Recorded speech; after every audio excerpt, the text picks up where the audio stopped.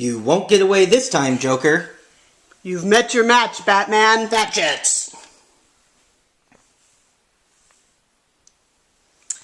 So one of the reasons that evil fails is because they ignore the laws of physics. And in this case, the Joker has ignored the stoppability of his car. This is a quantity that physicists call momentum, and it depends on two properties. It depends on the mass, the size of the object, and it depends on how fast that it's moving. Imagine a situation where I have a car traveling along at maybe 5 or 10 miles per hour. And I also have a mosquito traveling along at the same speed. If that car hits me, then I'm going to have a very difficult time stopping it because the car has a lot of momentum.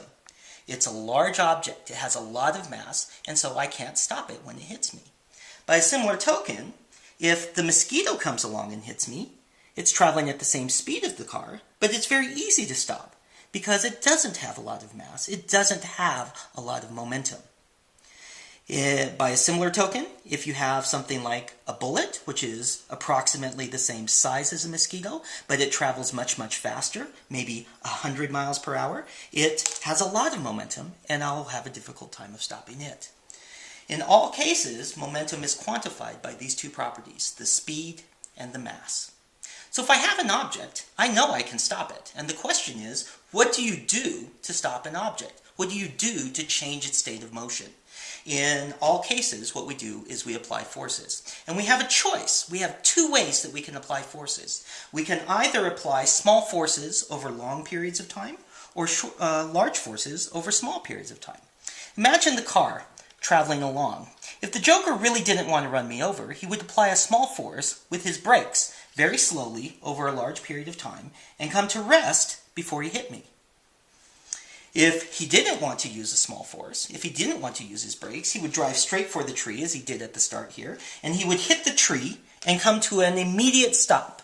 The force from the tree was very large, and it was applied over a very short period of time and brought the car to a stop. In both cases, the car had the same momentum, but we removed it in different ways. In one case with a small force over a large period of time, and in another case, a very large force over a short period of time. This is something that physicists call impulse, and it has many practical applications in your everyday life. And what I like to do is I like to demonstrate impulse using a very, let's call it an exciting classroom demo. This is the #1 physics demo of all time that we call the bed of nails. Let's go down to the basement and let's do some science. The greatest physics demo of all time is also affectionately known as the bed of death, because it's covered in 2,664 nails.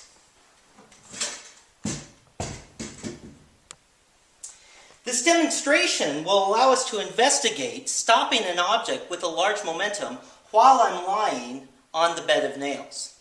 To set this up, what I'll do is I'll place myself on the bed of nails, and then on my chest, I will place the chest plate of doom, which contains an additional 576 nails. On top of the chest plate, we'll place the object that's going to provide the force in this experiment. In this case, a cinder block, very large, very hard, very sturdy. The object that it is going to stop, the object with the large momentum, is going to be a 10-pound sledgehammer swung down on top of the cinder block while I am sandwiched in the middle of the bed of nails. So let's do the setup and show you how it's going to look before we actually go in and do it in the classroom.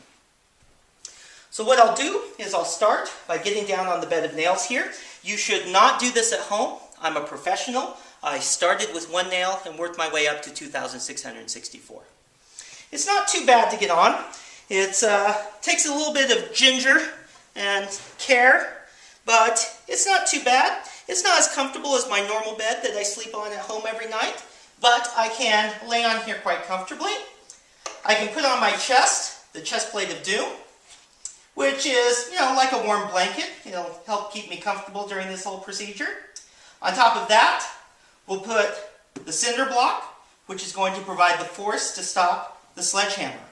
Now, if all goes well, I will survive this process, and I expect that to happen. I do indeed believe in the laws of physics. So now you've seen how it's set up, and let's go to the classroom and let's do it for real. See you in a couple minutes. Here we go. Okay, we ready?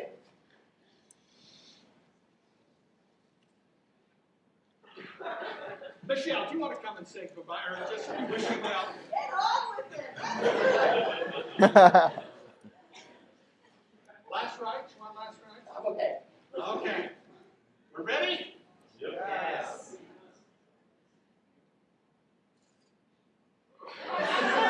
You ready? Come on, bye,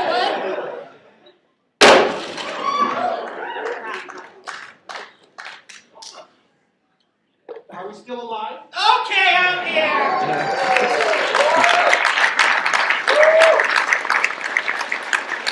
So what allowed me to survive? In this case, it was the cinder block. The cinder block applied a force to the sledgehammer over a large period of time, and that force was smaller than it would be if the sledgehammer had hit me directly.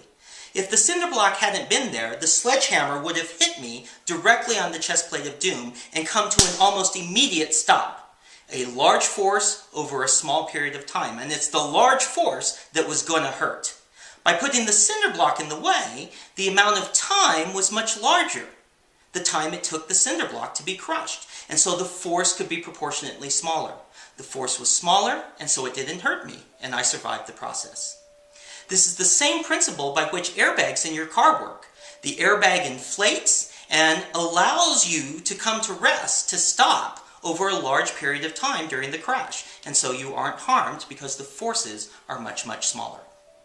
So that's all I'm going to say for today. Thanks for coming, and I hope to see you again soon. And remember, it's the laws of physics that allow you to survive.